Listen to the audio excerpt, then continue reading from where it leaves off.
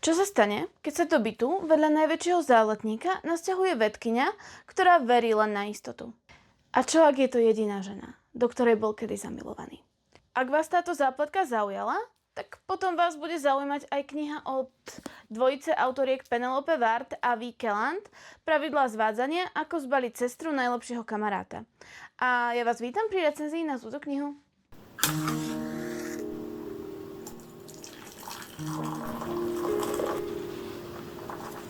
Jedná sa o druhý diel zo série Pravidlá zvádzania, alebo Protiklady sa priťahujú. Vyberte si, ktorý názov je séria. Neviem. A ide o voľnú sériu, to znamená, že vás nemusí trápiť, že ste nečítali prvý diel tejto série. Predtým, než sa skutočne začneme venovať tomu, čo si o tejto knihe myslím, sa pozrieme klasicky na anotáciu.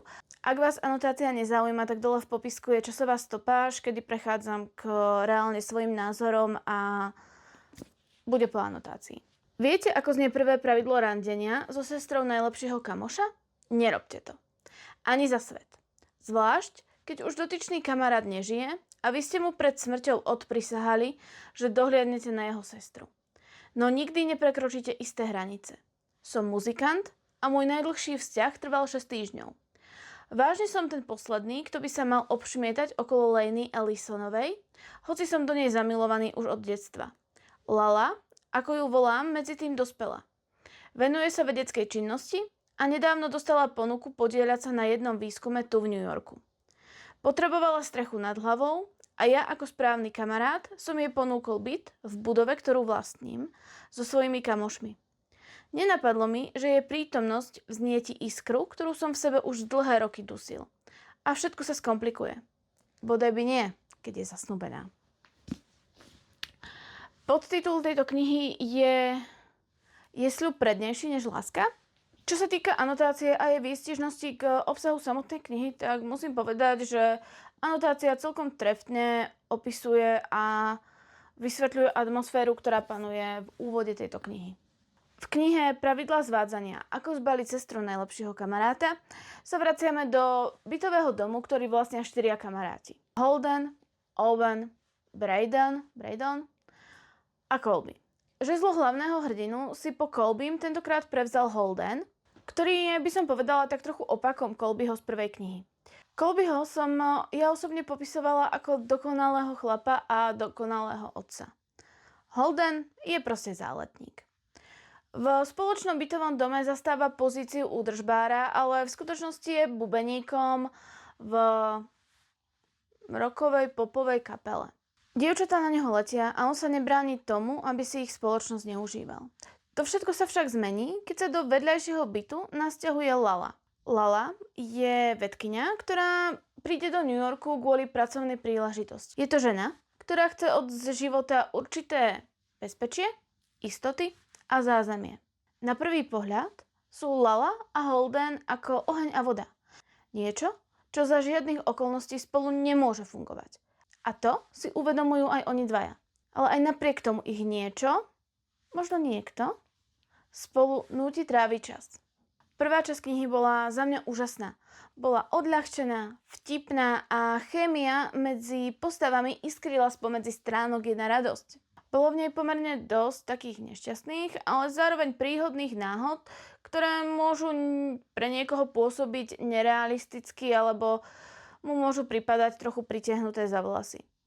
Na druhej strane sa na to môžete pozerať tak ako ja a brať to ako nejaký zásah z hora. Je proste na vás, pre ktorú verziu vysvetlenia týchto udalostí sa rozhodnete. Atmosféra knihy sa v druhej polovici mení a stráca na svojej ľahkosti a veselosti. Je pochopiteľné, že postavy prežívajú nejaké pochybnosti či strach, ale aj tak mi ich chovanie prišlo divné a nelogické. Ja som zo správania postav v druhej časti knihy mala skôr pocit predramatizovanosti a mala som pocit, že ich činy nejako zhádzajú začiatok tejto knihy, ktorý bol skvelý. Bolo jasné, akú emóciu sa autorky snažili vykresliť, že postavy prežívajú. Ale aj napriek tomu mi ich konanie nešlo dokopy s tým, čo zažili a čím si prešli od začiatku knihy a vlastne aj predtým. Čo však v knihe musím oceniť, je to, že do záveru knihy bol zakomponovaný aj Ryanov pohľad na vzťah jeho sestry s jeho najlepším kamarátom. Čo je super, pretože som sa fakt dlho bála, že odpovede na túto otázku sa v knihe nedočkáme, ale našťastie tam je. Samotná kniha sa mi páčila viacej ako prvý diel tejto série. Kniha mi prišla vtipnejšia a zároveň bola lepšia chémia medzi postavami. Je tiež pravdou, že mi viacej sadla zápletka, alebo respektíve ten typ vzťahu, ktorý je v tejto knihe. Na druhej strane si nepamätám, že by bolo v minulej knihe toľko klišé. Zároveň ma hlavné postavy v minulej knihe pri hlavnej katarzii štvali menej a chovali sa dospelejšie než Lala a Holden v tejto knihe. Naopak mám pocit, že v tejto knihe dostala viac priestoru štvorica kamarátov a dokonca v tejto knihe už je naznačené aj, o ktorom z kamarátov bude ďalšia kniha. Takže za mňa je zase toto plusový bod pre túto knihu. Kniha samotná vo výsledku nie je zlá. Dokonca by som povedala, že jej začiatok je skvelý. Je plná vtipných scén, odľahčenia, chémie medzi postavami, ale zároveň sa postavy nechovajú príliš sebecky, respektíve majú nastavené nejaké morálne hranice a povedzme, že berú do úvahy a berú ohľad aj na svoje okolie a nie je to úplne tunelové videnie.